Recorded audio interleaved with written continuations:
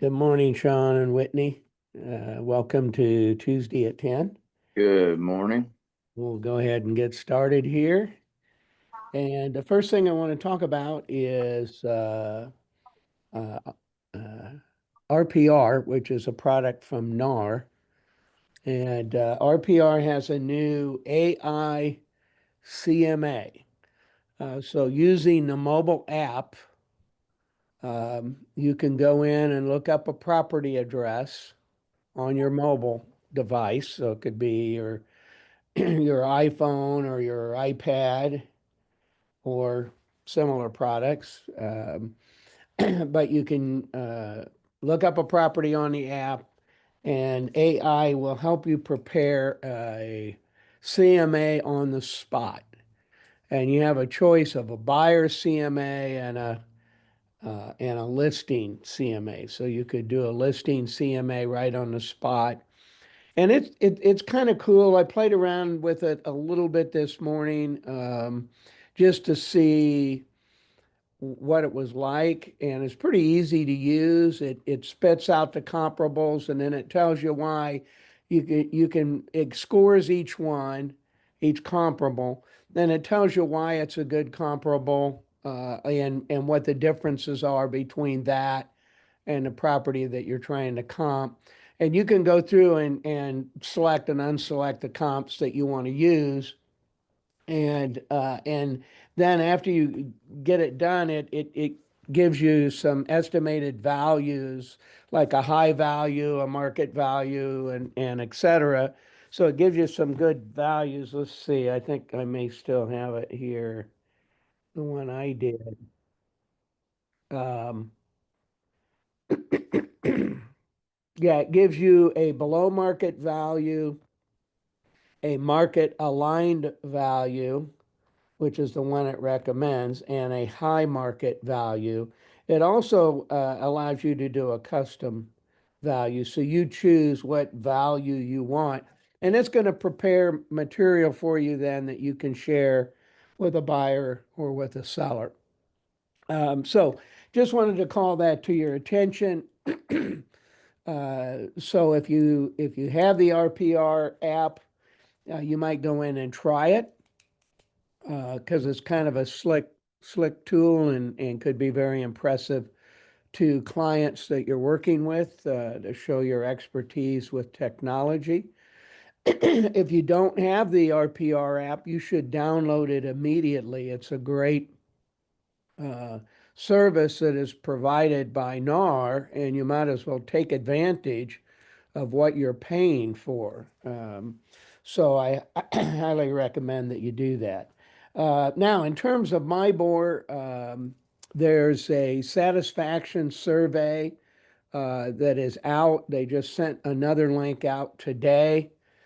So please take the satisfaction survey. I don't know that it will really make any difference with MIBOR, but it's your chance to uh, be heard from MIBOR.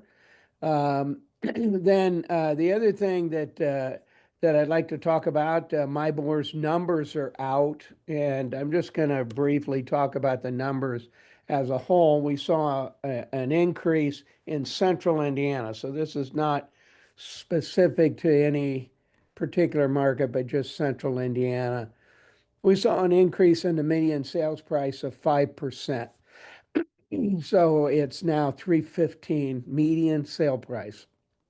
Um, and we saw an increase in closed sales last month of 2.9%. So we had 2,649 closed sales in October. And we saw an increase in new listings of 2.5% to 3,324. So with the new listings is probably going to come a little bit increase in listings.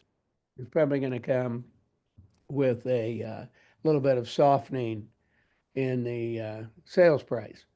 So that's what's going on in terms of the of those things, the market stats. Now, the last thing I'd like to talk about, one of the things they highlighted in their most recent communications with us is being alert to Zoom fraud. And Zoom fraud typically occurs when you are trying to do a Zoom with someone who is interested in buying or selling a home and they want to meet with you on Zoom, and you send them a Zoom link and they say, well, that link didn't work. Here, I'll send you mine Zoom link. And so they send you a Zoom link. When you click on it, it then prompts you to download uh, some software in order to use that link. And then the next thing you know, you've been infected with a virus or um, different kinds of bad things. So my recommendation to you is if you're using Zoom, make sure that you're confident in the link uh, that you're using. If it came to you via an email and you click on it and it wants you to download software, I would not do the downloads. Keep yourself safe, uh, and don't do those downloads. Um, so the next thing I want to talk about is Realty World updates. So we have Realty World University classes coming up. So on November 19th, which is a Wednesday, we're going to have a class called Buyer Consultations That Win. So this is a good opportunity for you to up your game on your buyer consultations. And Gabrielle will have lots of good information for you on how to make your buyer consultation better. And so really encourage you to take advantage of that training.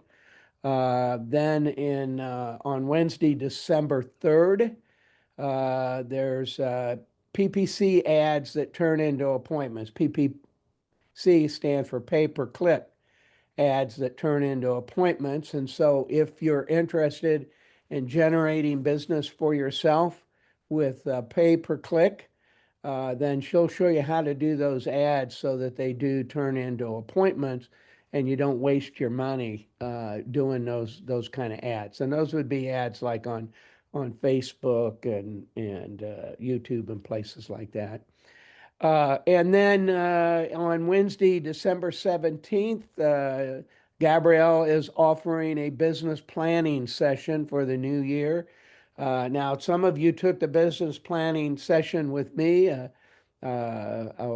last month, and so if you didn't weren't able to take it and you still want to try to do a business plan, here's an opportunity to um, let Gabrielle Jeans walk you through some considerations for writing a business plan for 2026. So I encourage you to take advantage of those training sessions that Realty World makes available to us. And so that takes us through all the updates. What questions do you have? Any questions from anyone on any topic? Unmute yourself if you have a question. Okay, I'm not hearing any questions, so that tells me you must not have any questions. So we will continue on then. I didn't talk about IAR updates because IAR put on an E&O webinar the other day that I attended, and it was put on by our E&O provider, Pearl Insurance, their local representative for Pearl, and that's who we use for E&O coverage. And so I just want to share with you some of the highlights that I picked up in that presentation. And these are kind of scary statistics if you stop and think about it. First of all, 1 in 4 agents, that's 25%. 1 in 4 agents will have a claim during their career. So that means there's a pretty good chance of having a E&O claim. 3 out of 4 claims are buyers suing sellers, and that includes the listing agent. So when a buyer sues the seller, they typically also sue the listing agent and brokerage. So the danger is there representing sellers because there's 3 out of 4 of those claims are going to be coming from buyers. The average claim. So if you weren't insured, that this would be what you would have to pay. The average claim costs $45,000. So be glad that you have E&O insurance.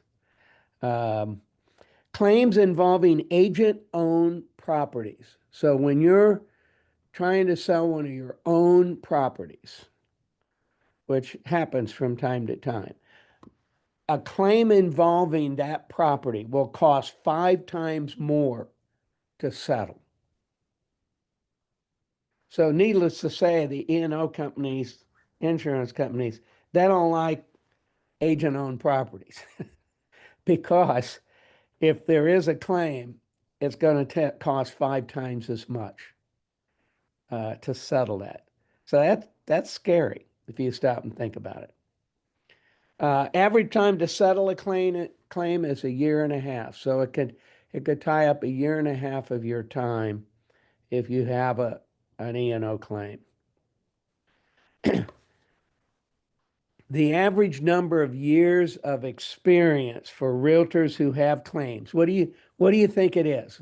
Somebody tell me, give me a guess of how many years of experience you think realtors have that have claims. 7. You're right. 7. You must have been on the webinar, Sean. 7 years.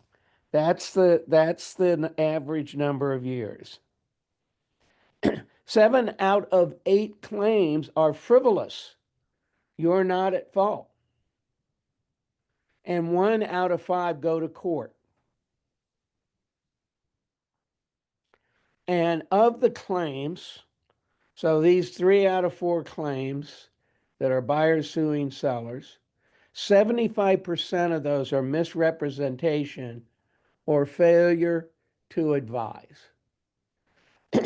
So that's a bit scary statistic. So let's talk about what makes that up. So first of all, some common claims. Misrepresentation is a popular one. It represents 75% of claims. And there are basically 3 types of misrepresentation. One is innocent, one is negligent, one is intentional or fraud. So first of all, innocent is typically when you step outside your area of expertise. When you're making a claim about zoning or how safe a neighborhood is or how good the schools are, just stepping outside your area of expertise. And in order to avoid that, become the source of the source so that you're the one that's guiding them to where they need to go. Negligent is failure to use reasonable care. And so one example of that would be you've got a buyer looking at a house in a neighborhood.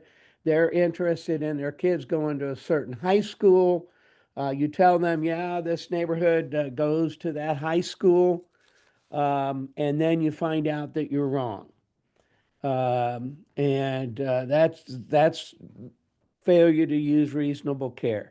A good example of this would be in Marion County, Ivy Hills neighborhood, which is around 71st and Allisonville Road, goes all the way up to 79th and Allisonville. The front part of that neighborhood goes to North Central High School, Washington Township Schools. The back part of that neighborhood goes to Lawrence Central High School or Lawrence Township. So if you're representing a buyer in Ivy Hills and you know that you sold another house in there and they went to North Central High School and your buyer wants to go to North Central High School but the house you're representing is in the back of the neighborhood, the next thing you know their kids don't go to North Central High School. They go to Lawrence Central. And that can get you then in trouble and a claim. So you always want to check for the exact address, not just the neighborhood, the exact address. And better yet, have them go to the school site and check the address themselves so that they're the ones that did it and they can't come back on you later on and say, hey, you gave me false information. So that's negligent. That's failure to use reasonable care. If it's intentional, in other words, you knew what you were doing, it was premeditated, that is not covered by your E&O coverage. So if you intentionally misrepresent something, that's fraud. That is not covered by E&O. Just plain and simple, not covered by E&O. So you want to avoid any intentional things. Now, here's some trends with claims. Ethics complaints um, and personal injury is a growing category. Now, when we say personal injury, we don't mean physical injury. What we mean is things like libel and slander, particularly as it is impacted by social media. So that's a growing category where claims are being filed for against agents that said something on their social media account that reflected negatively on a buyer or a seller, one of their clients, or maybe even a client that didn't buy or sell, but you get on social media and you vent about this person and you name them, and the next thing you know, you're slapped with a libel or slander lawsuit. Uh, uh, so you want to be especially careful of social media. And social media in general is a place where you want to be careful how you use it and what you say on social media, because it could come back to bite you later on in an E&O claim. Also, there's cyber issues. The biggest issues there are wire fraud, where somebody is encouraged to wire money to the wrong location, and seller impersonators. And so this is where you're contacted by a person that's potentially out of state. They tell you they want to sell their property in Indiana, and you list that property, and then you find out that the person that you listed it with doesn't own the property. And so therefore they can't sell the property. It's not theirs to sell. So seller impersonators is a rising claim trend in E&O. So here are some ways to keep yourself safe. And these are I'm just highlighting some of the best ways to keep yourself safe. First of all, disclose, disclose, disclose. We always say the three most important words in real estate are location, location, location. I would tell you that the three most important words for a realtor are disclose, disclose, disclose. Whenever somebody asks me, do I need to disclose this, whatever it is, my answer always is yes. Because if you're asking the question, it means you think you might need to disclose it. So the answer is yes, you should disclose it. When in doubt, disclose it. So if you're asking that question, disclose it. That should always be your answer to that question. Should I disclose this? Even if they don't really need to, if they're asking that question, yes, disclose it. It's the safer way to go and will keep you out of trouble most of the time. The next tip is never act outside of your area of expertise. Um, this is innocent misrepresentation. Shift that risk to somebody else. So, for instance, with commercial, um, you'd be a lot better off to team with a commercial agent on a transaction rather than trying to wing it through commercial, unless you're confident that you know what you're doing on a commercial transaction.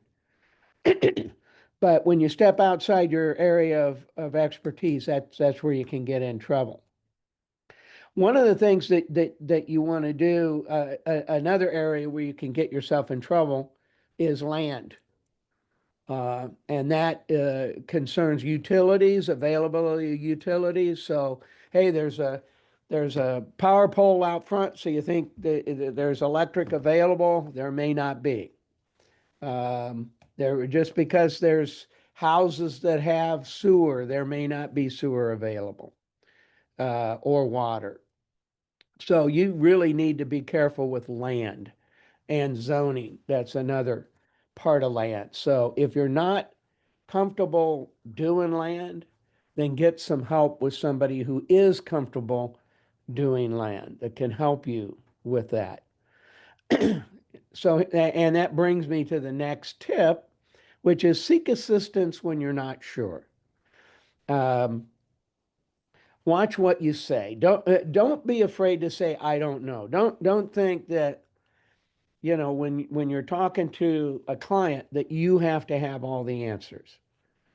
It is perfectly fine to tell someone, I don't have the answer. I don't know the answer to that question, but I'll try to get it for you. Or better yet, I'll direct you to where you can get the answers to your questions. So when someone asks about how safe is a neighborhood, instead of trying to tell them or looking up the statistics yourself, just give them the links to the different websites, the FBI, the local sheriff department, the sex offenders website. Just give them those links and let them do the research themselves. So what you're going to do is direct them to the people that do have the answer. So in other words, be the source of the source, not the source itself. Be the source of the source. Direct them to someone who really knows this information. Also, while we're talking about information like schools, you always want to be careful. When somebody says, "Hey, I want to buy this house because I want my kid to go to this school," even if that house currently their kid would go to that school, you need to remind them that redistricting happens all the time. And so it may not be that for the lifetime of owning that house that they're going to go to that particular school. So you just need to be aware of that. The other thing you need to be aware of is they may go to a particular school right now, but there may be redistricting going on in the background, and then the next school year they've changed. So you want to be aware of any redistricting that's going on. So for instance, in Fishers, any of you doing business in Fishers, there's redistricting going on in the background in Fishers and probably in Carmel and probably most of the communities that you serve because they need to utilize their buildings. Especially elementary schools. Especially The elementary. elementaries, they redraw the lines within the district all the time. Yeah. Yeah, so you just want to be aware of that. The last thing, the last tip is maintain a well-documented file. In other words, document, document, document. Make sure that you have everything. Save copies of your emails in a folder. So you can create folders for your emails. Put all the emails for a transaction in a folder so that you could find them later on, and that way you have documentation to support. I said, he said, she said. What went on. You've got those copies of those emails to support that. Um, so just keep that in mind as well. And that's it as far as E&O risk management. Um, Please keep yourself safe out there and avoid those lawsuits and claims. And like all insurance, when there's a claim, and I've been fortunate, knock on wood, I've never had a claim, both personally as well as a company. Um, but whenever you have a claim, whenever you use insurance, it raises your rates in the future. And of course, raised rates mean raised costs for everybody that's involved. So there you go. Any questions on E&O? If you have any questions, please unmute yourself. Or any thoughts from you on E&O? Okay, I'm not hearing any. So